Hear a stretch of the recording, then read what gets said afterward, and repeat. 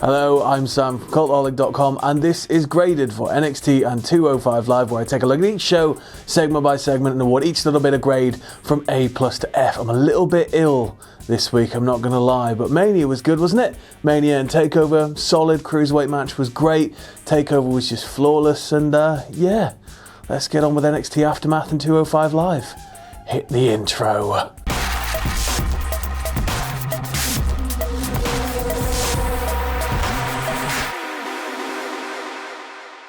We kick things off with 205 Live, as we always do, and the first match is Jack Gallagher versus Humberto Carrillo, and commentary are putting over the fact pretty hard that this week's match is a lesson for Humberto in ground-based wrestling, because Drew Gulak has been very upset with him for taking to the air in recent weeks. Both men get off to a pretty even start, with Gallaher trying to tie Humberto in knots, but Humberto is able to use his lucha-style offense in order to escape and get back on an even footing. But Gallaher is not one to be messed with, and he keeps capitalizing on this, grounding him over and over again. So yeah, this match basically becomes the Jack Gallagher beatdown hour until Humberto is able to escape, take to the ropes, and fly. He connects with a beautiful high crossbody and a dive to the outside, and once back in the ring, he's firmly in control. Then Humberto hits this amazing, arm drag, I guess you'd call it, where he has Gallagher lying prone near the rope. He handsprings into it, grabs his arm, and while he's flipping backwards, flips over Gallagher arm drag style. And eventually Carrillo is ready to end the match once and for all. He climbs the rope, and Gulak starts screaming at him to get down. He doesn't listen, so Gulak comes up and pushes him off the rope, ending the match prematurely. He then starts to beat the living piss out of Humberto Carrillo, and just as everything seemed lost,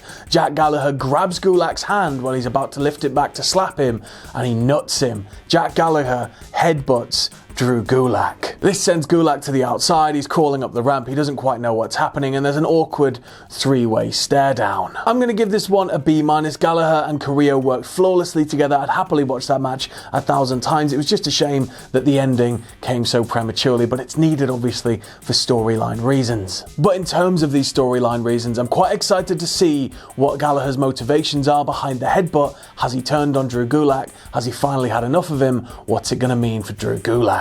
We then go to a backstage segment, and Buddy Murphy's telling us that, Tony Nese bested him at WrestleMania, but he's going to prove tonight that he's the best cruiserweight in history, and he's going to win his title back. It then cuts to Nese, and Nese says that Buddy ain't getting this belt from me ever. We then keep it backstage, and Drake Maverick is talking to Oney Lorcan. He's telling him that, he knew he was going to be a really good fit in 205 Live, and he can't wait to see where he's going to go. And they're interrupted by Cedric Alexander, who's demanding his rematch, and Maverick's just sort of had enough. He's like, look, you'll get your rematch next week.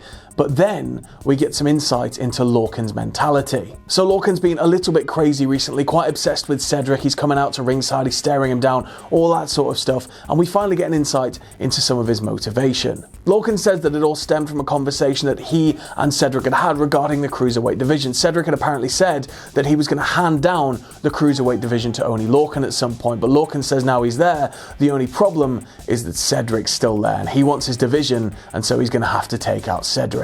And then we go back to the ring for tonight's main event, which is a rematch of the WrestleMania 35 Cruiserweight Championship match, Buddy Murphy versus Tony Nese, except this time obviously the roles are reversed. Both men are on each other from the get-go. Nobody seems to have the upper hand, but Nese seems very confident. There's this really great moment where Buddy Murphy goes up and over Nese while they're in the corner, and he plants both feet hard, and he screams out in pain, clutching at his right knee, falling into the corner, and the referee gets between them, making sure that Buddy's alright. However, after a few minutes of slowdown, it's revealed that it was all a ruse. Buddy Murphy gets up, plants Nese into the ring post, throws him to the outside, and hits him into the barricades and, sends him over the announce table. Back in the ring, Murphy hits a running high knee, and he almost picks up the 3. He hits a huge dive before some top rope diving knees, and Nese seems to actually be in trouble. Eventually, Murphy attempts a springboard, but Nese manages to catch him with an uppercut, sending him sailing to the outside. Nese then hits a dive of his own and repays the favour, sending Murphy into the barricades and sailing over the announce table. Nese seems to now be in total control. We see that beautiful springboard moonsault from Mania, the one that got the entire crowd going wild, and he hits a pump handle driver, but he just can't pick up the 3. Murphy is then able to mount a comeback. He hits a cheeky Nando's kick, manages to avoid a running Nese, takes things out onto the apron, hits Nese with a high knee, and knocks him clean out. Nese is on the floor, just completely out of it. Murphy is desperately trying to hoist Nese. He wants to plant him on onto or through the announce table, but Nese is just dead weight. He can't lift him up, he can't stand him on his legs, he can't get any base. The referee gets to 8 and Murphy is so annoyed at the referee for counting that he goes back to break the count, and this is where things go wrong for Buddy Murphy, because he turns around and Nese just hits him with a massive backdrop and he lands horribly on top of the announce table. Murphy is then very, very nearly counted out. He gets back in at 9.99999. The match then enters its closing stages with each man going move for move. Murphy eventually hits Murphy's Law, but Nese kicks out. Murphy is then so angry that he starts hitting knee after knee after knee, but Nese manages to hit an inverted Rana and he hits 2 running Neses to pick up the win. I'm going to give this match an A. It was a great performance by both men, and Tony Nese looks to be very comfortable in position as the top of the Cruiserweight division, and I think he's going to have some very excellent matches in the months to come. But in terms of an overall grade for 205 Live this week, I think I'm going to give it a B+. In terms of it being the post-Mania show, they played it a little bit safe, but you know, we do have a new side to that story between Gallaher, Gulak and Carrillo, and I think that's going to be quite interesting to look at. And of course, we had that beautiful, wonderful Cruiserweight Championship rematch. So yeah, good show, no complaints. On to NXT. Now, post-takeover episodes of NXT have a little bit of a reputation around these parts in Graded, so let's see if this one's much of the same. We open the show with Candice LeRae versus Aliya. Aliya is quite mouthy from the get-go, getting in Candice's face, getting up on the turnbuckle and screaming, "New York, cheer for me," but Candice manages to put her in place with a baseball slide pretty quickly. Back in the ring though, Aliya manages to beat down Candice quite a lot. She takes her into the corner, stomps a mud hole in her, and she's looking pretty strong. Candice is certainly the hungrier of the two, but she just can't seem to find her rhythm. She seems to always be on the back foot until Aliya slaps her, and at that point she fully hulks up. And then I'm going to refer to my notes for this bit because she hits a lot of aggressive looking things. She hits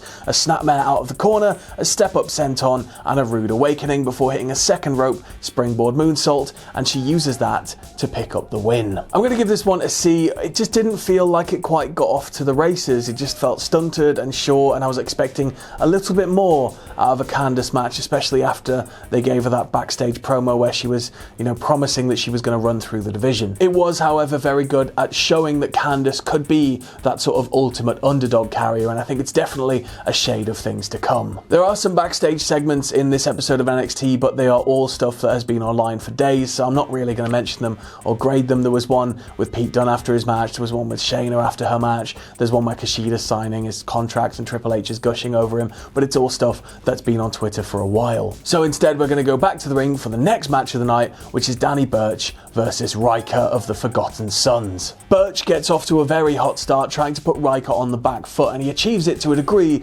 before Ryker quickly powers up and plants him. Ryker hits a diving headbutt and a few strikes, and Burch starts to try and put some space between them. He's obviously realizing, don't get up close and personal with the guy that could rip your arms off. Maybe just keep it at a little bit of a distance. Burch then hits a missile drop kick, and because Ryker's in trouble, one of the Sons gets up on the apron. Burch knocks him out. One of them comes running at him from behind. Burch throws him out the ring, and then Oney Lorcan comes sailing through and hits a massive dive to wipe them out properly on the outside. Ryker then sets up for something in the fireman's carry position, but Burch manages to roll him through and almost picks up the 3. But despite the fact he almost just rolled him up, it proves to be utterly pointless as Ryker picks him up, hits the Widowmaker on him, and picks up the win. Post-bell, Ryker attempts to attack Burch. He picks him up and he's ready to go, and then Lorcan jumps him, and then the Sons get involved, and there's this big brawl between all of them. Eventually, the Sons stand tall because they have the numbers advantage, 3-2. I'm going to give this one a C+. It was a squash, but Burch at least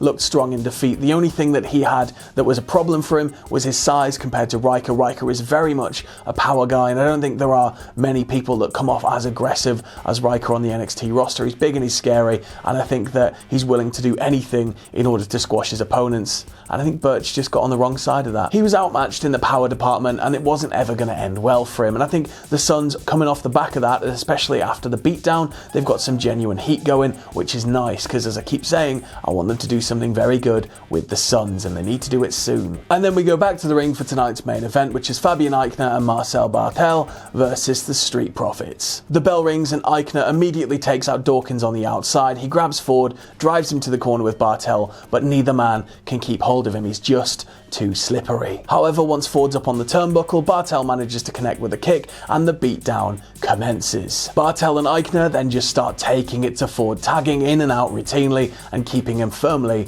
in their corner. Ford is desperately trying any way he possibly can to get free and get the tag to Dawkins, but it's just not working. Eventually though, once Dawkins does get the tag, he comes in, cleans house and lays out Aichner, just grounds him and starts taking it to him. The Profits then go for their electric chair blockbuster suplex thing, double move finish thing they do, but when Ford gets up on the turnbuckle, because obviously Aichner is on Dawkins' shoulders, once Ford gets up on the turnbuckle, Barthel from the outside pushes him out the way, and then Aichner manages to get free and dumps Dawkins to the outside. Barthel and Aichner are then firmly back in control, with Ford completely isolated from Dawkins, who's out cold on the floor. Aichner hits a brainbuster and that double springboard moonsault thing that he does that's so scary and so impressive, but Ford manages to kick out just before 3. Barthel and Aichner then go for their double team finish, which is another sort of electric cherry looking thing, and Barthel goes sailing over the top of Ford, who manages to avoid him and manages to make sure that he doesn't get hit with the move,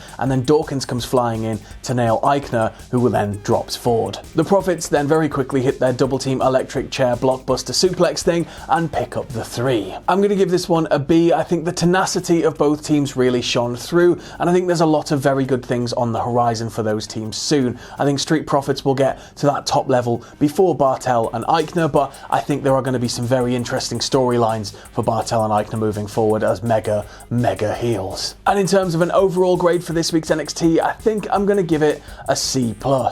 It's really hard to grade post-takeover NXTs or NXT Aftermath as they usually call it, because they're sort of just less than.